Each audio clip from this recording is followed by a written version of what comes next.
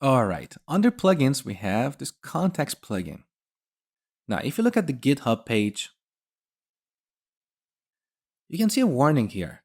Collection and use of contact data raises important privacy issues. So some plugins like contacts, geolocation, photo library, these plugins need special privileges. And if you're going to build an application and deploy it to App Store, you need to tell Apple why you need to access those functions in a mobile device.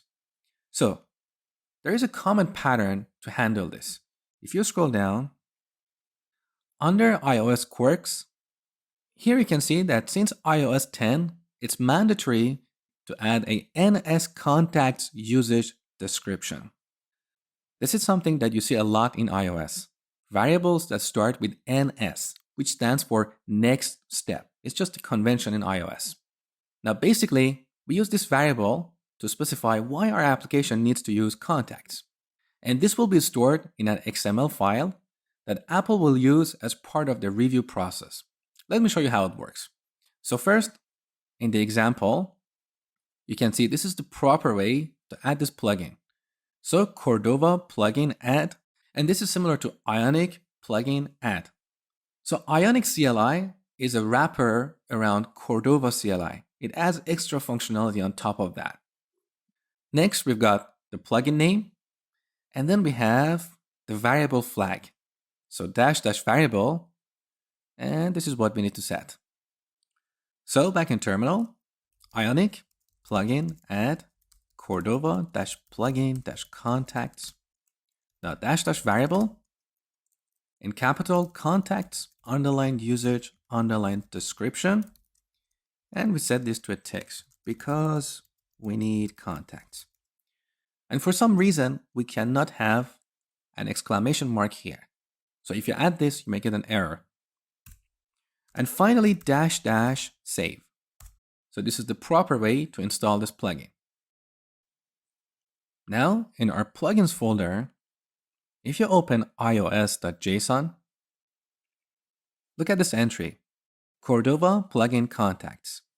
So the text that we set there is now stored here, contacts usage description. Now let's build this application for iOS. So Ionic. Now instead of run, I'm going to use build. This will just build the project for iOS. And then we can go open it in Xcode.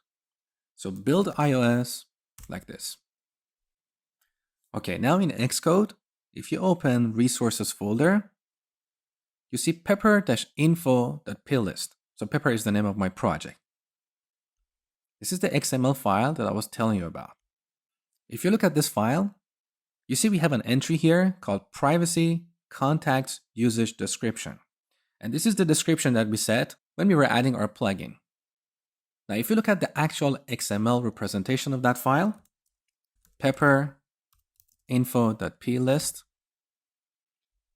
look, we have a key value pair, and the key is NS or next step, contacts usage description. And this is the variable that you saw on GitHub page. All right, now our plugin is installed successfully.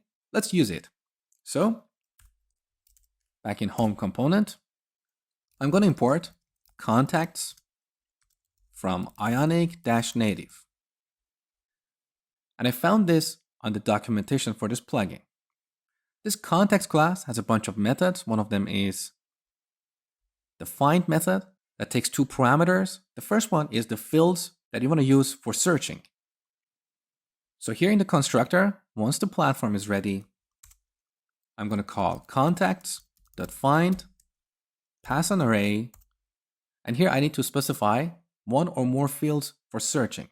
You can find the list of all supported fields on the GitHub page for this plugin. As an example, I'm going to use display name. Now, as a second parameter, we can supply a value to use for filtering. Now, in this demo, I want to get all the contacts in this mobile device. Now, this method returns a promise. So then, at this point, we get all the contacts. So contacts, I want to store this in a field in our class. So this.contacts equals contacts. And then I'm going to declare this field here, contacts. And let's go to the template for this component. Add a list here with an item. Use ng4, let C of contacts, and then simply render c.name.formatted. Again, you can find all these details on the documentation for this plugin. Let's see what happens. So Ionic run iOS. Note that when the application launches, we get this notification. Pepper would like to access your contacts. So if we allow, this is what we get. These are the contacts in the iOS simulator. Now, once again, if you look at the documentation for this plugin, you can find methods to create a contact, to delete a contact, to update a contact, and it really depends what application you want to build. So I'm not going to waste time going through every method. This is something you need to do on your own. I'm just going to show you the path here. Next, I'm going to show you how to use the camera and photo library.